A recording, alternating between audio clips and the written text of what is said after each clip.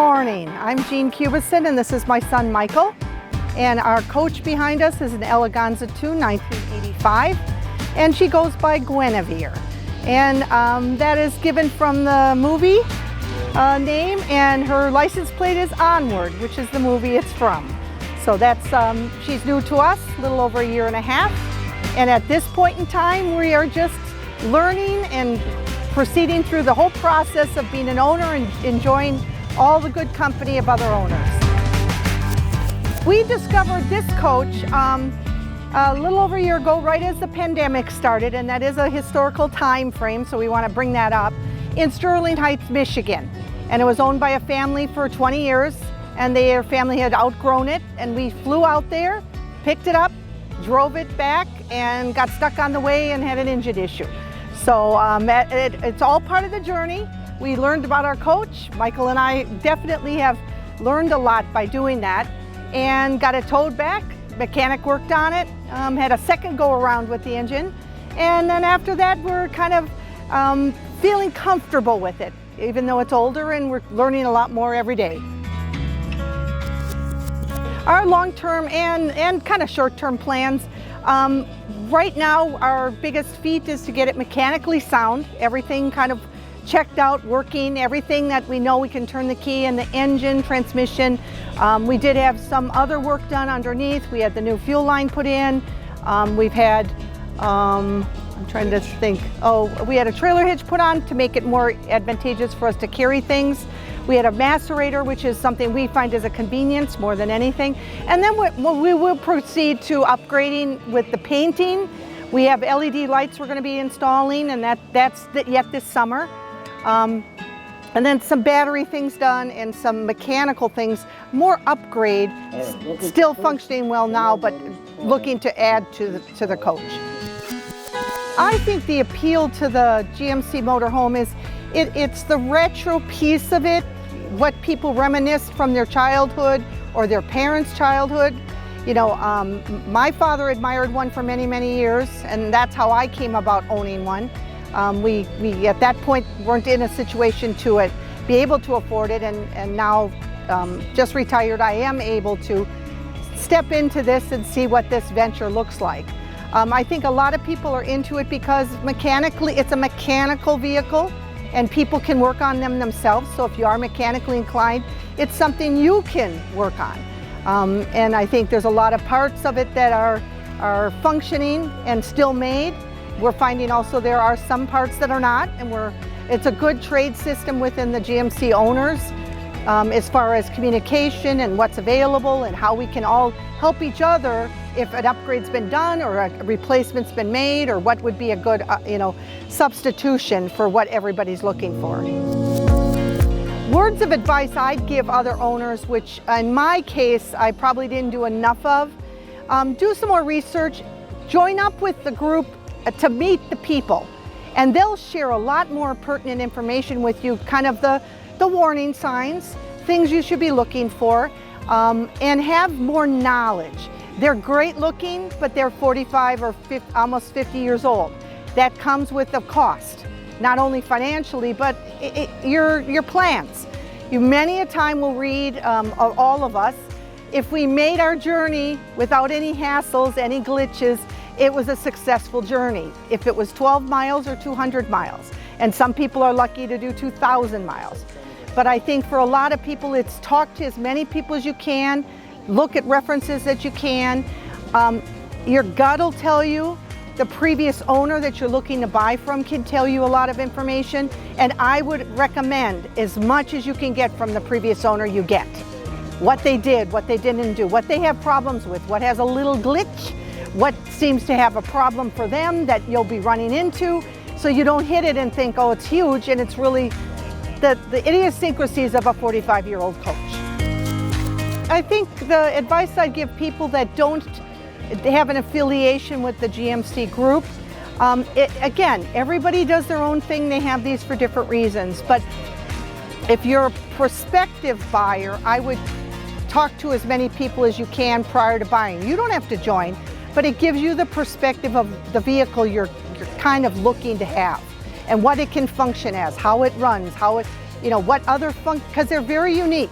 There are airbag system, it's one axle vehicle, you cannot be towed a normal way. So there's things that if you knew ahead of time, which we knew ahead of time, would have maybe not changed our opinion, but we would have looked differently. I mean, we ran in across this coach with more research. It may not have been my first choice. It got us in, we're running now, and I'm going to take it and run with it, and that's great. But I think there's a price point also for everything, and I think that's what people have to realize. There's part coaches out there, which a lot of people need also to get all stripped down and use all of what it has, for free, all the way to, I think I just saw one listed over $68,000. And that's not functioning 100%. That's still, a 45, 50-year-old vehicle. So I would advise people, if you aren't involved, at least get involved before the purchase or as you purchase, and then you can do your own thing, but it gives you that pool, along with what we call a blacklist, which gives you the experts out there across the country. They can be in your neighborhood or they can be down the road, either for a trip you're taking or possibly, just now as an expert. And we were lucky with Ken being literally in our neighborhood whenever he took you, what was it, test drive? Right. What we did to the same question is we asked out in the community, could we take a ride or drive one to know what it feels like. And surprisingly, it feels smaller than a U-Haul and easier than, a big minivan. So I would say, luckily we had someone that volunteered when I put it out there and asked that question. And the community is open arms. They'll do, for everybody bettering having these coaches. We all want them to succeed and stay on the road. We don't want them to turn into parts coaches or end up on a farm in a field. Ken is like the godfather of the coach now. Yeah. He's helped us out of some. Yeah, that's what we said. You get a couple people that can fill different needs for you as far as the mechanical piece or the support piece or parts. And you know who to reach out to. Towing, we were just discussing last night, towing, how depending where you are in the country or where you're traveling to, what the possibility of that might be that you need and what would be the right thing to pull. Because you can't just have somebody back up and take it away. It just doesn't work that way. Very unique vehicle, I would say. Rides low. Yeah. One of the best advantages, and I would say to people, and again, as you look at the coach later, it's a one step up into a vehicle. It's not these many steps. Yes, you're sitting very high when you drive, and that's a good advantage point too, kind of in a fishbowl. But everything is at a good level. And he's 6'4" and he can stand. Not many vehicles can you find that, especially in a RV kind of stance. The other thing is, unlike most like fifth wheelers or stuff like that, it's all of pull a plug, put the hose on, awnings out, and you're good to go. Correct. So. And again, we dealt with a couple. We have a double bunk. Many have other functions. Some have two single beds. There's all these different configurations inside, and I think that's what you got to know what you want. Some people want the green. They have to have the green, and they have to have the Palm Beach, and that's what they want, and that's what they're going to hunt for across the nation. Others want, like us, a sturdy, functioning. He would have rather had a different color, but that doesn't matter. That it's going to be painted someday, and we'll get it what we need to. But I think it's look at the floor plans, pull up GMC paperwork that's out there, and it's all on YouTube. You can find information on our websites, and any research will pay you dividends on the end, because you'll go in more knowledgeable and knowing. It won't be perfect. Just don't count on that. The best way I'd find people to reach out to, of course Facebook has many sites for the GMC group, but we do have an owners group that's a national group, GMCMI, that has all things in there that are informational, and there's people and contacts on there, and I'd start there. This group that we're tied into now is Tidewater Crabs, right? And that's part of out of this Virginia, Maryland group.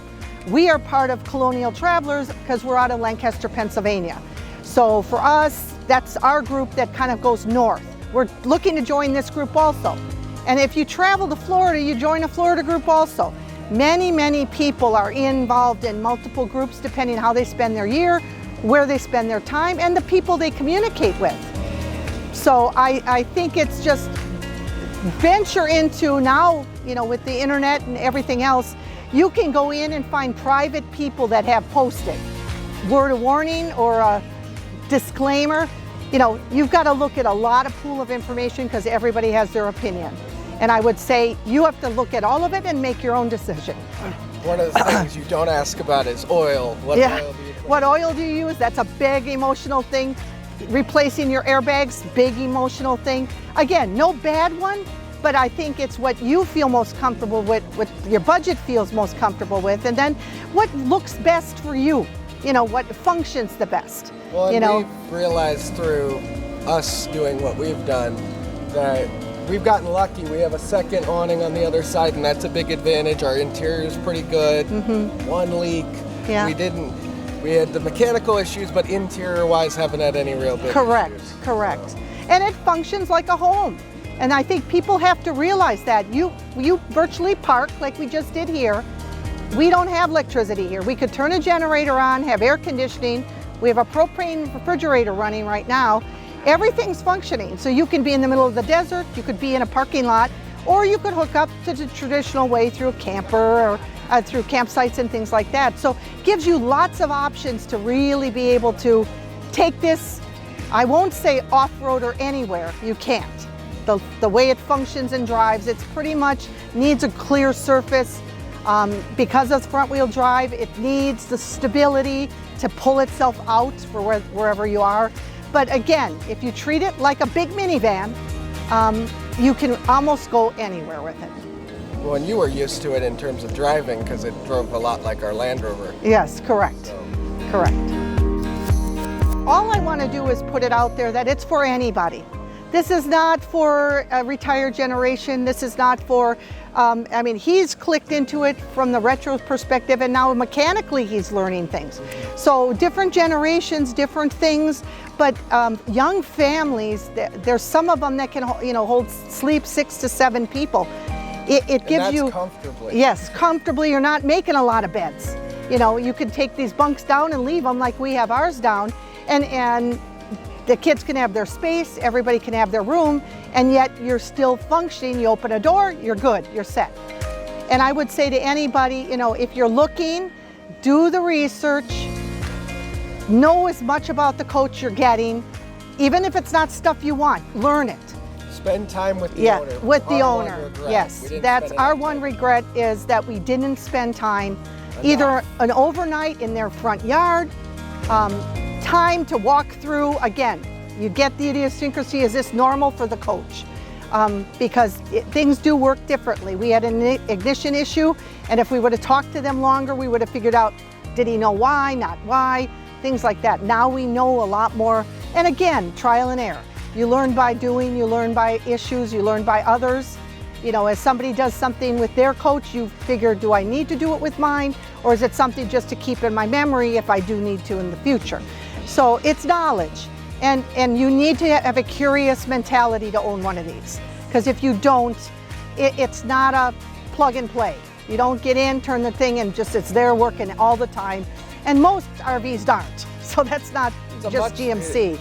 It's a much better investment, we've said, yes, than a fifth wheeler or even a I mean, modern day it's RV. the price of a car. So you're around the nation driving, you know, anywhere, everybody says between 9 and 12 is about what you get miles per gallon. You don't buy this for the mileage, you buy this for the convenience. And at that point, you realize that it's a good value for the money. Even if you're sticking in the maintenance each year or adding up upgrades. And camping. And, you know, and the camping and things like that, but it gives you that freedom. And I think that's what people have to realize. Be curious. You know, ask, and there's more than enough people out there willing to talk. And if the person you're talking to isn't sharing, you got to be cautious, because then that's something that they're not telling you that we really should know more about the coach, because there's too many things that could be an issue at that point. You're going to hear from a lot of the owners have that side cash, because things come up and not what you ever anticipated. We had other plans. We had rear camera We were going to put in automatically, new floor automatically. That's all down the road. That's probably 2 to 3 years down the road. We don't need those. You don't need a rear camera with how big the back window is. Yeah, If you have the mirror set up right, you don't need it. Yeah. So you figure out what your needs, wants, and have-to-haves, and the have-to-haves come up each trip. So, you know, we share with everybody, and resources are shared too. So I think that's the best part of this. The community has been great.